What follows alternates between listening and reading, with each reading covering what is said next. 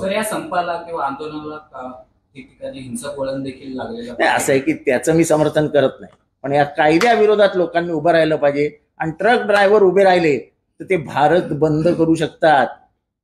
उद्यापासून तुम्हाला पेट्रोल मिळणार नाही, उद्यापासून खाद्यपदार्थ मिळणार नाही, उद्यापासून भाज्या मिळणार नाही आणि ट्रान्सपोर्ट पूर्ण भारतभर बंद होईल. गाड्या जाणार कशा? सर पोलीस बंदोबस्तात पोलीस बंदोबस्त पोलीस आहेत किती हो? पोलीस आहेत किती? आणि पोलिसी राजे काय? पोलीस बंदोबस्त घाबरतो काय पोलिसांना?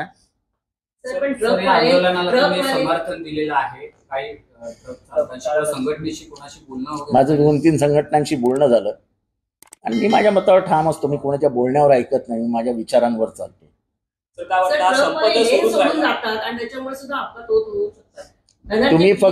तुम्ही फक्त जिथे क्रॉस लाईन्स आहेत, जिथे तुम्ही क्रॉस करू शकता तिथे तुम्ही क्रॉस करायला शिका ना पहिले.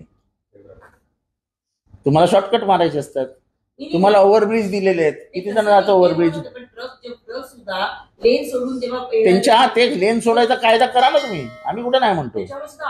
मग मी सांगतो ना तुम्हाला, त्याच्यावर कायदा करा आणि त्यांच्यावरती गुन्हा नोंदवा. पण ट्रकवाल्याने कोणाला उडवला आणि तो मेला म्हणून त्याला 10 वर्षाची कैद, ही काय मस्करी आहे?